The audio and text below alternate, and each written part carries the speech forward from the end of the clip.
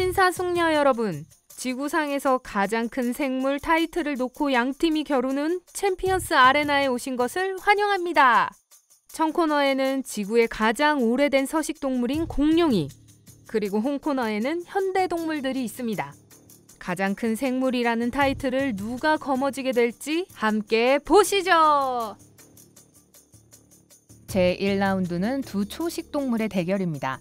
우리 시대의 가장 큰 육지동물 아프리카 코끼리가 입장합니다. 아프리카 코끼리의 무게는 6에서 12톤입니다. 아프리카 코끼리는 크루즈선의 닷보다도 무겁고 지구상에서 가장 키가 큰 동물인 기린보다 5배나 더 무겁습니다. 하지만 아프리카 코끼리도 세상에서 가장 큰 초식 공룡인 아르헨티노사우루스에게는 상대가 되지 않습니다. 길이가 37m가 넘고 무게가 90톤에 이르는 이 거대한 녀석은 야구장의 절반 이상을 덮으며 지하철 3대와 무게가 비슷합니다.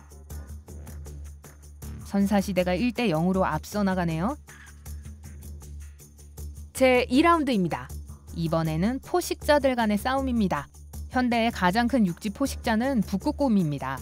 지구상에는 북극곰에게 맞설 수 있는 적수가 없다고 알려져 있죠. 어떻게 보면 당연합니다. 기록상 가장 몸무게가 많이 나갔던 북극곰의 무게는 1톤에 달했는데 이는 약 자동차 한 대에 해당합니다.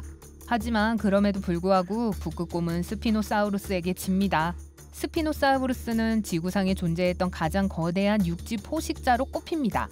스피노사우루스의 길이는 15m로 런던 레드버스의 2배에 해당하는 길이죠.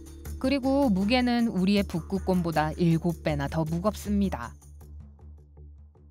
공룡들이 2대0으로 앞서 나갑니다.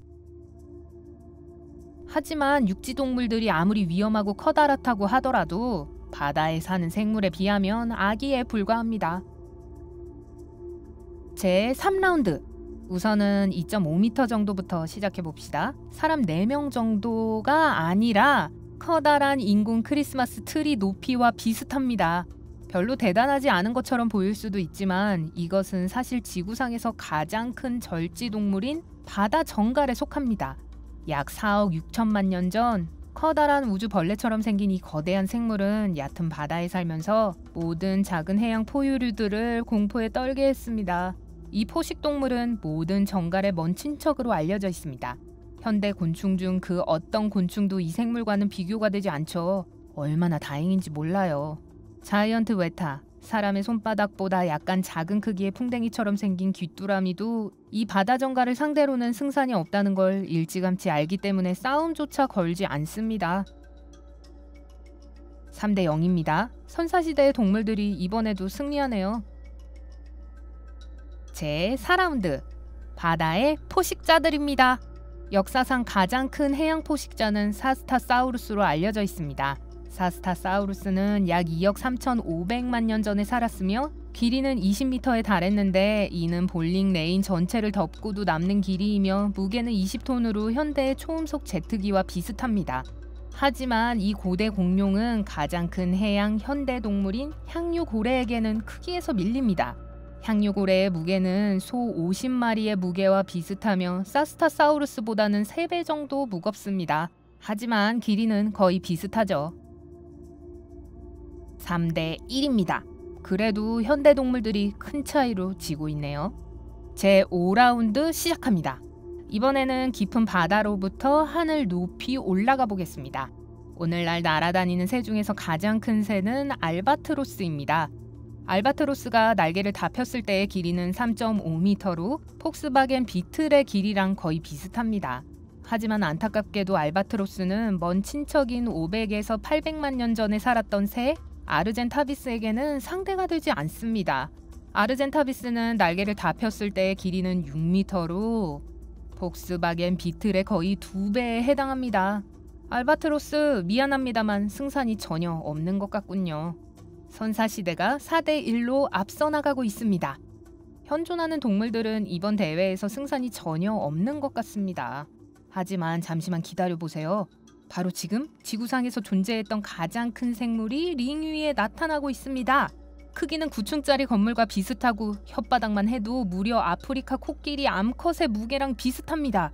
하지만 고대의 공룡이 아니라 우리 시대에 살고 있는 현대의 해양동물입니다.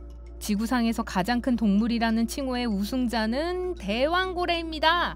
왕을 경배하십시오. 이번에는 좀 색달랐네요. 그런데 잠깐 얘기 좀 해볼까요? 육지동물이 공룡처럼 커질 수 있을까요?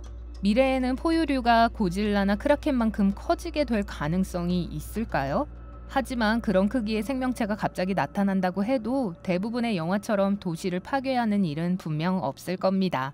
그것에 대해서는 몇 분 후에 설명하기로 하고요. 우선 거대 해양 생물들에 대해서 이야기해보죠. 육지와 달리 바다는 거대한 생물체가 나타날 가능성이 훨씬 더 큽니다. 이와 관련하여 몇 가지 이론이 있는데 그중 하나는 수온이 낮아지면 신진대사가 느려진다는 것입니다. 신진대사가 느려질수록 더 많은 것을 축적하고요. 이론적으로 만약 어떤 해양 생물에게 안전한 공간과 끝없는 식량이 공급된다면 그 생물은 엄청난 크기로 자랄 수 있습니다. 고래가 그 증거죠.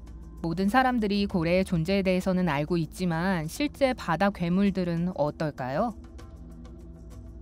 뱃사람들은 대부분 예로부터 크라켄에 대한 이야기로 서로에게 겁을 주었습니다. 하지만 문제는 그게 진짜 사실이라는 거예요. 17세기 이후 전 세계적으로 많은 크라켄 목격담이 기록되어 있습니다. 현대 과학자들은 크라켄에게 더 과학적인 이름인 대왕 오징어라는 이름을 붙였습니다. 하지만 이 생물들에 대한 정보는 수세기 과거 외에도 존재합니다. 예를 들어 2007년에는 9m 크기의 오징어가 남극 해역에서 잡혔습니다. 그 정도면 캘리포니아의 할리우드 표지판 중 한 글자 정도 되겠네요.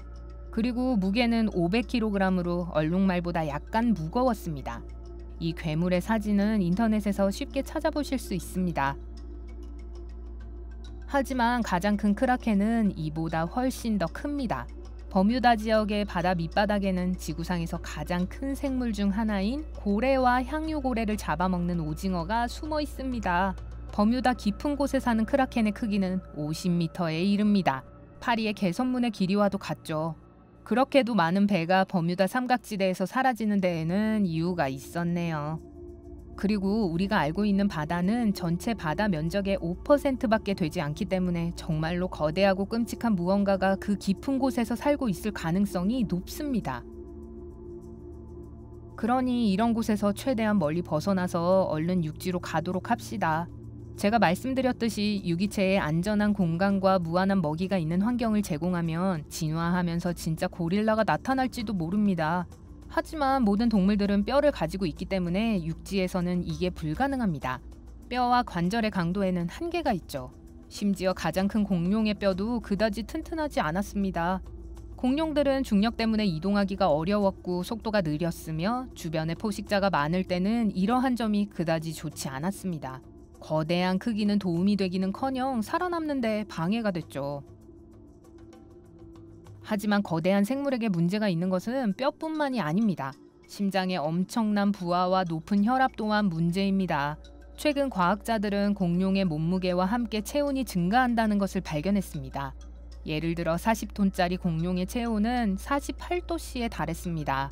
그리고 이는 살아있는 유기체가 생존하기 위한 조건의 거의 한계치입니다. 만약 고질라가 바다 깊은 곳에서 기어나온다면 고질라가 도시를 폐허로 만드는 일은 없을 겁니다. 그렇게 하기에 그들은 너무 게으르기 때문이죠. 대신 고질라들은 무인도를 찾은 다음 그곳에서 평생 일광욕하며 아주 가끔만 사냥을 나갔을 것입니다. 하지만 일부 생명체들은 이론적으로는 거대해질 수 있습니다. 아마 여러분은 그 생명체들을 좋아하지 않으실 겁니다. 왜냐하면 그건 바로 곤충이거든요. 말씀드렸다시피 동물 내부에 있는 뼈는 엄청난 무게를 견디지 못합니다. 하지만 대부분의 곤충은 몸의 구조가 완전히 다릅니다. 겉은 골격으로 덮여있는 반면 안쪽에는 부드러운 조직들이 숨어 있습니다. 일부 곤충들은 부드러운 몸통이 커지면 외골격을 벗을 수도 있습니다.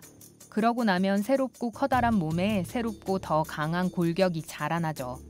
이론적으로 그러한 업그레이드는 벌레가 비행기의 크기가 될 때까지 여러 번 일어날 수 있습니다. 하지만 다행스럽게도 이는 불가능합니다. 곤충들이 끝없이 성장하기에는 그들의 서식지가 위험과 가혹한 환경으로 가득 차 있기 때문이죠. 벌레에게 악의는 없지만 그러한 환경이 계속 바뀌지 않으면 좋겠네요. 지구상에서 가장 큰 생물 이야기가 나와서 말인데 세상에서 가장 키가 큰 나무 이야기를 하지 않을 수가 없겠네요. 이 나무의 이름은 하이페리온으로 세쿼이아 나무입니다. 이 나무의 높이는 무려 115.5m입니다. 자유의 여신상보다 22.5m나 더 크고 38층짜리 건물과 거의 같은 높이입니다. 킹콩은 쉽게 오를 수 있을 만한 그런 나무죠. 오늘 새로운 걸 배웠다면 이 영상에 좋아요를 눌러주시고 친구와도 공유해주세요.